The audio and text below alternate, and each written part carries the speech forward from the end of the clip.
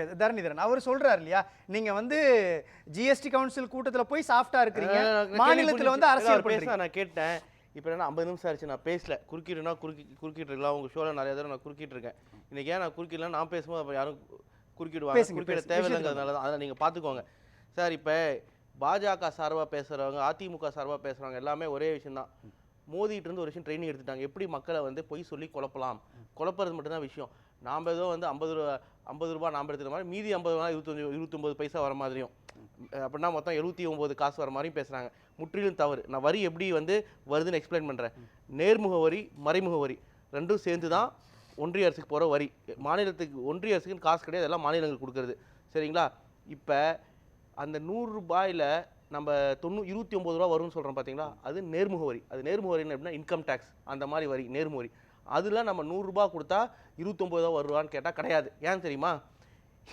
நம்ம 100 ரூபா கொடுக்குறோம்ல, அதில் வந்து மாநிலத்தோடு பிரிப்பாங்க. அது ஃபஸ்ட்டு ஒரு 5 ரூபா எடுத்துக்குவாங்க, இதுக்கு செஸ் சர்சார்ஜுன்னு. இப்போ மோடி அவர்கள் வந்ததுக்கப்புறம் செஸ் சர்சார்ஜுன்னு 30 ரூபாய் எடுத்துக்கிறாரு. ஸோ 70 ரூபாயில பிரிக்கிறாங்க. அப்படின்னா நம்ம ஆக்சுவலாக சொல்லி முடிக்கிறேன். ரமேஷ் சேதுராமன் நீங்க சொல்றது எனக்கு புரியுது. அப்படின்னா ரமேஷ் சேதுராமன் 1 ரூபா கொடுத்தா, நமக்கு 1 ரூபா கொடுத்தா நம்ம வெறும் 20 பைசா தான் வருது. ஏன்னா அந்த மீதி 30 ரூபா செஸ் சர்சார்ஜ் வாங்குறாங்க பாருங்க. அது மாநிலங்களோட பிரிக்க தேவையில்ல. மோடிக்கு புரியுது, விருப்பமான எனக்கு புரியுது. இல்ல இல்ல, ஒரே நிமிஷம் இருங்க. அவர் என்ன கேக்குறாரு, அதான் சார் அங்க வர நீங்க 29 பைசா நபர்னு மோடியை விமர்சிக்கிறீங்க, அது மக்கள் மன்றத்துல விமர்சிக்கிறீங்க. ஆனா நாடாளுமன்றத்திலயோ அல்லது ஜிஎஸ்டி கவுன்சில் கூட்டத்திலயோ இத பத்தி அக்ரெசிவா எதிர்க்க மாட்டேன்றீங்கன்றாரு. அங்கதான் சார் வரேன். இந்த மீதி அந்த 50 காசு இருக்கு பாருங்க, 50 ரூபா நம்ம மறைமுக வரி, அதான் ஜிஎஸ்டி. அதில் ஸ்டேட் ஜிஎஸ்டி இருக்குது, 50% மாநிலத்துக்கு வருது. ஆனால் பிரச்சனை என்ன தெரியுமா? தமிழ்நாடு மாதிரி ஒரு மேனுஃபேக்சரிங் ஸ்டேட்டுக்கு ஜிஎஸ்டி எங்கே போட முடியும்? எங்கே ப்ராடக்ட் வாங்குறீங்களோ, பிஸ்கட் வாங்குறவர் தான் ஜிஎஸ்டி கட்டுவார், கார் வாங்குறவர் தான் ஜிஎஸ்டி கட்டுவார். ஸோ இந்தியாவோட கேபிட்டல் எது? Manufacturing capital Tamil Nadu. ஸோ அப்படின்னா நிறையா ஜிஎஸ்டி வரி தமிழ்நாட்டுக்கு போகாமல் மற்ற மாநிலத்துக்கு போகுது. அது ஒரு பக்கம். சரிங்களா? ஸோ எல்லாமே கிட்டத்தட்ட பார்த்தீங்கன்னா நமக்கு 29 பைசா கீழே தான் வருது. நான் நேர்முக வரி மறைமுக சேர்த்து சொல்கிறேன். ஏன்னா அந்த மறைமுறை ஜிஎஸ்டி காசுங்கிறது வந்து 50% 50%னாலும் நமக்கு அதில் 20 ரூபா தான் வருது. ஸோ அப்படியே நம்ம 29 ரூபாய் கீழே தான் வருது. அது முதல் பக்கம். ஜிஎஸ்டி கவுன்சில் எப்படி டிசைன் பண்ணிருக்குங்கிறது ஆல்ரெடி இது பத்தி நிறைய விமர்சிச்சிட்டோம். ஜிஎஸ்டி கவுன்சில் இல்ல சேலந்தரன், நான் ஒரே ஒரு கேள்வி தான் கேட்கிறேன். திமுக ஆட்சி வந்ததுக்கு பிறகு ஒரு திட்டத்தை சிறப்பாக செயல்படுத்திட்டாங்கன்னு நம்மளால சொல்ல முடியுமான்ற ஒரு கேள்வியை அக்னிஷரன் வச்சுட்டு போயிருக்காரு. ஒரே ஒரு திட்டத்தை சொல்லுங்க சார். நான் தான் ஒவ்வொன்றுக்கும் சொல்ல வரேன், நீங்க குறுக்கிட்டீங்க. ஒரு திட்டம் இல்ல நான் ஒவ்வொன்றா சொல்றேன். இது திட்டத்துக்கு முன்னாடி நான் இதுக்கும் பதில் சொல்லிடுறேன். ஜிஎஸ்டி கவுன்சில்ல நம்மள அளவுக்கு கேள்வி கேட்டதுக்கு யாருமே முன்னுதாரணமே கிடையாது. ஓபிஎஸ் பேசினார் வந்துதா, ஆனால் நம்ம நிதியமைச்சர்களும் நிதி செயலாளர்களும் எப்படி பேசினாங்க, அது இந்தியா ஃபுல்லாக வைரல் ஆச்சு. ஸோ இது தமிழ்நாடு மக்கள் கேட்டாங்க, எப்படி வந்து ஜிஎஸ்டி கவுன்சில் தப்பு அப்படிங்கிறது. இல்ல, ரெண்டாவது கேள்வி ரொம்ப எளிமையானது. ஒரே ஒரு திட்டம் பிரத்யேகமாக செஞ்சிருச்சுன்னு சொல்லுங்களேன். ஏங்க நாம தாங்க இந்தியாவுக்கு முன்னுதாரணமா இருக்கோம். நாம எங்க மகளிருக்கு 1000 ரூபாய் கொடுக்க ஆரம்பிச்சோம், மற்ற மாநிலங்கள் கொடுக்க ஆரம்பிக்கிறாங்க. நாம தான் முதல்ல இலவச பேருந்து பயணம் ஆரம்பிச்சோம், அப்புறம் மற்ற மாநிலங்கள் இந்தியாவில் கொடுக்குறாங்க. இலவச காலை உணவு, ஃப்ரீ பிரேக்ஃபாஸ்ட் ஸ்கீம் இந்தியாவிலே முதல்ல தமிழ்நாட்டில் தான் ஆரம்பித்தோம். அரசு பள்ளியிலேருந்து கல்லூரி சேர மகளிருக்கு 1000 ரூபாய் முதல்ல தமிழ்நாட்டில் ஆரம்பித்தோம். இதனால் என்னாச்சு? இப்போ கோயம்புத்தூர் போன்ற மாவட்டங்களில் 92% மாணவர்கள் யாரெல்லாம் 12வது அரசு பள்ளியில் படிக்கிறாங்களோ கல்லூரியில் சேர்றாங்க. குஜராத் லெவலில் 25%, 4 மடங்கு கிட்ட அதிகம். சரிங்களா? அதிமுக என்ன விமர்சிக்கிறாங்கன்னா, மகளிருக்கான இலவச பேருந்து திட்டத்தை நீங்க சொல்றீங்க, ஏற்கனவே அது ஒரு திட்டம் இருக்குது இல்லையா, அதனுடைய எக்ஸ்டென்ஷன் தானே இது மகளிர். சரி, மகளிரை கூடுதலா சேர்த்து இருக்கிறீங்க. ஏற்கனவே மாற்றுத்திறனாளிகளுக்கான இலவச பேருந்து பயணம்ன்றது நம்ம கிட்ட இருக்குது இல்லையா, அப்ப எக்ஸ்டென்ஷன் திட்டத்தை எப்படி பிரத்யேகமான திட்டமா கட்டமைப்பீங்கன்ற நீங்க நான் இவ்வளோ திட்டம் சொல்லிட்டேன், இன்னும் நேரம் கொடுத்தா திட்டம் சொல்லிட்டே இருப்பேன். அதிமுக காலகட்டத்தில் ஒரு திட்டம் கடைசி 10 ஆண்டில் ஒரு முன் உதாரண திட்டமாக சொல்ல முடியுமா? தாலிக்கு தங்கம் அப்படிங்கிறாங்க, அதை வந்து கடைசி 3 வருஷம் எடப்பாடி ஆட்சியில் கொடுக்கல. மோட்டார் சைக்கிள் திட்டம் ஆரம்பித்தாங்க, பைக்கு இருக்கிறதே மோசமான திட்டம் தான். ஏன்னா நீங்கள் பைக் கொடுப்பீங்க, என்விரான்மெண்ட் பொல்யூஷன் அதிகம் இருக்குது. அதுக்கப்புறம் அடுத்த பிரச்சனை என்ன? அடுத்த பிரச்சனை அதுக்கு பெட்ரோல் டீசல் போடணும். சரிங்களா? அதுவும் ஆனால் அந்த பைக்கையும் கொடுக்கல. அம்மையார் ஆரம்பிச்சு போன திட்டத்தையே வந்து எடப்பாடி காலகட்டத்தில் கொடுக்கல, மடிக்கணி கூட கொடுக்கல. அவங்க கொடுக்கல தானே, கொடுக்கல. ஆனா நாம ஆரம்பிச்சிருக்கோம். இல்ல அவங்க கொடுக்கலன்றதுக்காக தான் மக்கள் ஆட்சியை மாற்றிட்டாங்க. ஆமா, ஆனா நீங்களும் இன்னும் மிதிவண்டியை கொடுக்கலையே, நீங்களும் லேப்டாப் கொடுக்கலையே. லேப்டாப் பொருந்தும் தானே? இல்ல நீங்க நான் சொல்றேன் கேளுங்க, படிப்புக்கு நான் திட்டம் சொல்றேன், இன்டர் பண்ணாதீங்க. ஒன்றிய அரசு கல்லூரியில் சேர்றாங்க பாருங்க மாணவர்கள், அரசு பள்ளியில் படிச்சு அவங்களோட ஃபீஸ் எல்லாம் தமிழ்நாடு அரசே ஏத்துக்கும் அப்படின்னு சொல்லியிருக்கோம். இது எந்த மாநில அரசாச்சும் பண்ணியிருக்காங்க? அது புதிய திட்டம் பண்ணல, வச்சுக்கோங்களேன். புதிய திட்டம். ஏன் ஐஏஎஸ் நம்ம- ஐபிஎஸ் இல்ல, வந்து 2000 பேர் ட்ரைனிங் கொடுக்குறோம். லேப்டாப் ஏன் மாணவர்களுக்கு கொடுக்கல? லேப்டாப் ஏன் நம்ம இலவச மிதிவண்டியை கொடுக்கல? நாம லேப்டாப் கொடுத்துட்டு தான் இருக்கோம். மிதிவண்டிங்கிறது வந்து ஒரு நல்ல திட்டம் கிடையாதுங்கிறது வந்து நம்ம நிதியமைச்சர் கொடுக்கலன்றாங்க. மிதிவண்டி வந்து ஒரு நல்ல திட்டம் கிடையாதுன்னு சொல்லி இப்ப இருக்க நிதியமைச்சரும் சரி, மாநில நிதியமைச்சரும் சரி, முன்னாள் நிதியமைச்சரும் சரி, 2 பேருமே சரியில்லைன்னு சொல்லிட்டாங்க. எதனால அதுனா அது வந்து ஒன்று வந்து பொல்யூஷன் அதிகரிக்குது, 2வது வந்து உங்களுக்கு போகிறதுனால செலவாகுது. எது பொல்யூஷன் அதிகரிக்குது? டூ வீலர் இருக்கிறதுனால அது ஒரு நல்ல திட்டம் கிடையாதுங்கிறது நம்ம சொல்லி. மிதிவண்டி உங்களுக்கு பொல்யூஷன் நான் மிதிவண்டி சொல்றேன், இதை சொல்றேன், நான் டூ வீலர் சொல்றேன். டூ வீலர் கொடுக்கலையா? நான் டூ வீலர் பத்தி கேட்கலையா? நான் பள்ளி மாணவிகளுக்கான இலவச மிதிவண்டி திட்டத்தை ஏன் கொடுக்கல? லேப்டாப்பை ஏன் கொடுக்கல? கொடுத்துட்டு தான் சார் இருக்கோம். இப்ப இல்ல கொடுக்கல தரணிதரன். நம்ம எல்லா திட்டமும் கொடுத்துட்டு தான் இருக்கோம். இப்போ ஒரு விஷயம் புரிஞ்சுக்குவாங்க, நிதி லோனை பற்றி பேசினாங்க. இன்னைக்கு வந்து ஆர்டிகல் வந்திருக்கு நியூ இந்தியன் எக்ஸ்பிரஸ்ல. என்ன தெரியுமா? ஃபர்ஸ்ட் பேஜ், மோடி அரசாங்கம் கடைசி 1 வருஷத்துல மட்டும் 35 லட்சம் கோடி கடன் வாங்கியிருக்காங்க. எவ்வளவு? 25% அதிகரிச்சிருக்கு கடன் 1 வருஷத்துல. ஸோ யூபிஏ காலகட்டத்தில் 5 வருஷத்துல என்ன கடன் வாங்கினோமோ அந்த கடனை இவங்க 1 வருஷத்துலேயே மோடி அரசாங்கம் வாங்கியிருக்காங்க. நம்ம விட்டுட்டு போன போது இவங்க அதிமுக வந்து உள்நாட்டு உற்பத்தியில் 30% கடன் வாங்கி வச்சு விட்டுட்டு போனாங்க.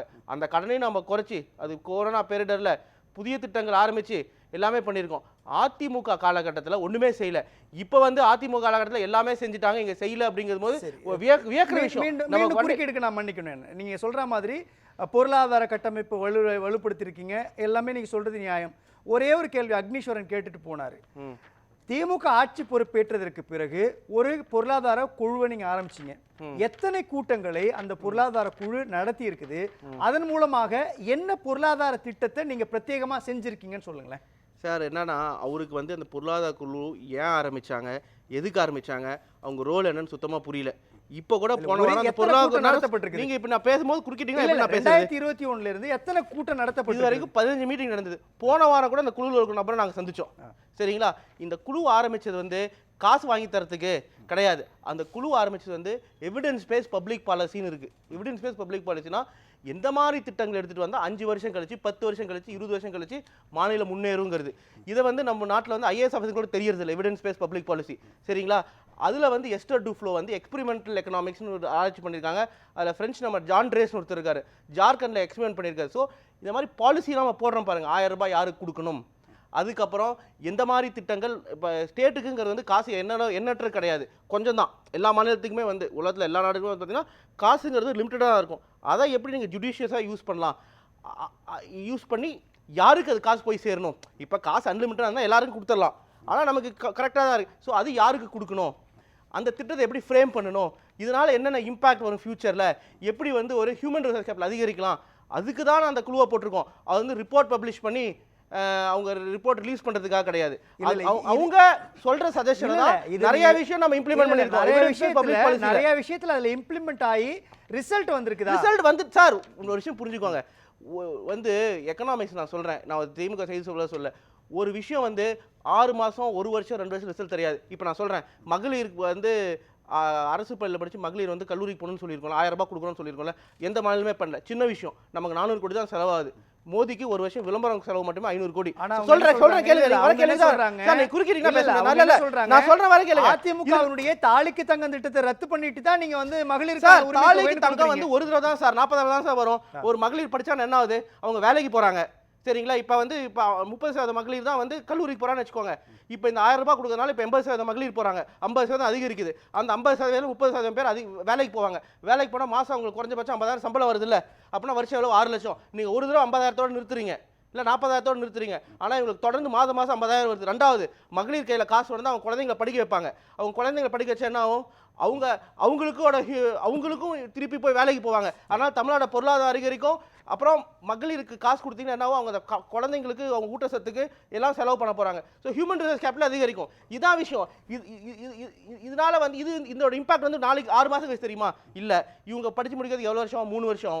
அவங்க வேலைக்கு போகிறதுக்கு இன்னொரு 2 வருஷம், 5 வருஷம். அப்புறம் அந்த அவங்க காசு சம்பாதிக்கிறாங்களே. ஸோ இது இம்பாக்ட் இல்லாமல் 5 வருஷம் 10 வருஷம் கழிச்சு தெரியும் ஹியூமன் ரிசோர்ஸ் கேபிட்டல். அப்புறம் திருப்பி அவங்க குழந்தைங்களுக்கு அதிகமான குவாலிட்டி எஜுகேஷன் கிடைக்கும். இது எல்லாமே வந்து ஒரு ரிப்பிள் எஃபெக்ட். 5 வருஷம் 10 வருஷம் 15 வருஷம்னு இப்போ இவர் நிறைய விஷயம் வந்து வாய்ப்போக்கில் சொல்லிட்டு போயிட்டார். இன்னொரு விஷயம் கேட்குறேன், பட்டியல் மக்கள் என்ன செஞ்சுட்டாங்கன்னு. நான் ஒன்றிய அரசில் 67 ஒன்றிய செயலாளர்கள் இருக்காங்க, 67 ஒன்றிய செயலாளர்கள். அதுல ஒரு ஓபிசி ஒரு SC ST கூட கிடையாது. சரிங்க, ஒருத்தர் கூட கிடையாது. ஆனா தமிழ்நாடு தலைமை செயலாளர் பட்டியலத்தை சேர்ந்தவர் இல்ல. ஒரே ஒரு கேள்விதான், ரொம்ப எளிமையான கேள்வி. இதே நீங்க திமுக ஆட்சி பொறுப்பேற்ற உடனே சமூக ஒரு கண்காணிப்பு அமைப்பு ஒண்ணு, இயக்கத்தை ஒண்ணு ஒருங்கிணைச்சிங்க சுபவி தலைமையில, ஓகேங்களா? அந்த குழு எத்தனை முறை வேங்கவேலுக்கோ அல்லது நாங்குநேரிக்கோ மேல்பாதிக்கோ போய் ஆய்வு செஞ்சுட்டு வந்துட்டாங்க? சார் நீங்க வந்து என்ன கேக்குறீங்க, இம்பாக்ட் வந்து இந்த குழு பொருளாதார குழு கேட்ட மாதிரி தான் கேக்குறீங்க. என்ன பண்ணாங்க, என்ன ரிப்போர்ட் கொடுத்தாங்க? ஒரு வந்து நீங்க உங்களுடைய நல்ல மனசாட்சியை நான் பாராட்டு தான் செய்யணும். ஆனா ஒரு பிரச்சனை சமூகத்தில் நடக்குது, வேங்கவேலுக்கு சுபவி தலைமையிலான குழு போயிருக்கணும் இல்லையா, நாங்குநேரிக்கு போயிருக்கணும் இல்லையா? சரி, அதை விடுங்க. நீங்க தனிநபர் கமிஷனை ஒன்று ஆரம்பிக்கிறீங்க, ஓய்வு பெற்ற நீதியரசர் சந்துரு தலைமையில். அவர் அறிக்கையை கொடுத்துட்டாரு. அறிக்கையை இம்ப்ளிமெண்ட் பண்றதுக்கான என்ன முகாந்திர முயற்சியை தமிழ்நாடு அரசாங்கம் எடுக்கலன்னு தெரியுமா? உங்களுக்கு எடுக்கலன்னு தெரியுமா? என்ன எடுத்து இப்ப எல்லா வேலையும் சார் நீங்க என்ன நினைக்கிறீங்கன்னா, இப்ப இந்த குழு கேட்ட மாதிரி தான் இந்த குழு என்ன செஞ்சாங்கன்னு சொல்லிட்டேன். இல்ல என்னென்ன செய்யறாங்கிறது விளம்பரப்படுறது கிடையாது, சிம்பிள் விஷயம். இல்ல ஒவ்வொரு குழு என்ன செஞ்சாங்க, கேள்வி ரொம்ப எளிமை. இல்ல என் கேள்வி ரொம்ப எளிமை. என் கேள்வி ரொம்ப எளிமை தரணிதரன். வேங்கவேலுக்கு சுபவி தலைமையிலான குழு இத்தனை தடவை போயிட்டு வந்துட்டாங்க, நாங்குநேரிக்கு போயிட்டு வந்தாங்க, ஆய்வு பண்ணிருக்கிறாங்க, அல்லது களத்துக்கு போயிருக்கிறாங்கன்னு நம்மளால ஏன் சொல்ல முடியல இன்னும்?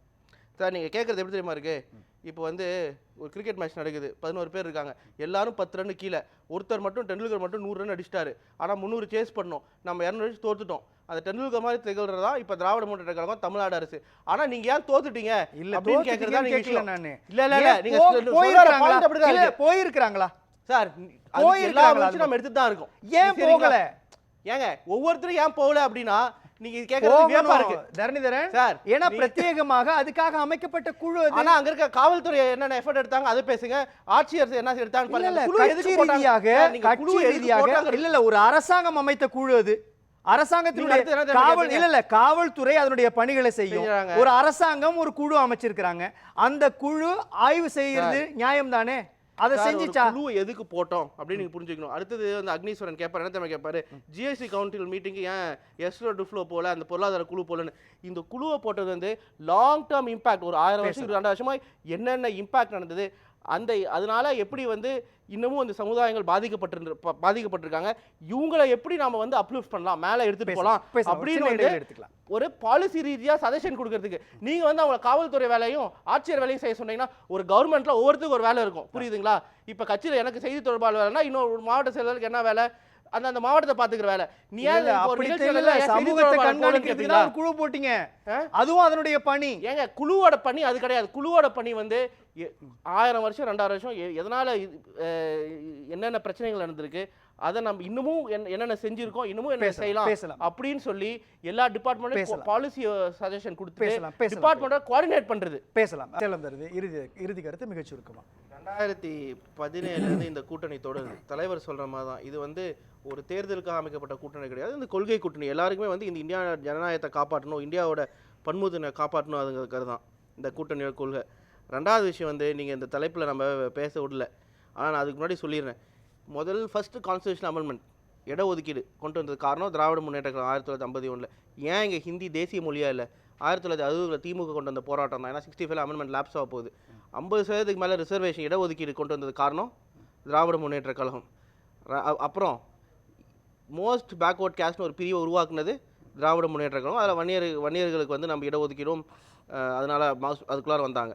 அதுக்கப்புறம் பட்டியல மக்களில் அருந்தியதற்கு 3% இடஒதுக்கீடு கொடுத்தது திராவிட முன்னேற்ற கழகம். பெண்களுக்கு இந்தியாவிலே முதல் முறை 1989 சொத்துல சம உரிமை. ஸோ இந்த மாதிரி எண்ணற்ற அனைத்து ஜாதியிலும் அர்ச்சகர் ஆகலாம். எந்த மாநிலத்தில் இருக்குது? அதனால தான் சொல்கிறேன் 1 in 4 ஆண்டர்பிரினர்ஸ். இங்கே பாருங்கள், இந்தியாவில் இருக்க 4ல் 1 பட்டியலை சேர்ந்த தொழிலதிபர் தமிழ்நாட்டில் இருக்கா. 25% இந்தியாவில் இருக்கிற எல்லா பட்டியல தொழிலதிபரும் தமிழ்நாட்டில் இருக்காங்க. ஹையஸ்ட் பின்தங்கிய வகுப்பை சேர்ந்த தொழிலதிபர்கள் OBC தமிழ்நாட்டில் இருக்காங்க. இது எல்லாமே வந்து திராவிட முன்னேற்ற கழகத்தோட சாதனை. அதுக்கு முன்னாடி நீதி கட்சியில் தொடங்கி வச்சு திராவிட கழகம் போய் திராவிட முன்னேற்ற கழகம், சரிங்களா, இதை அடுத்த லெவலுக்கு நம்ம தலைவர் எடுத்துகிட்டு போகிறார். அதுக்காக தான் பவள விழா. நன்றி.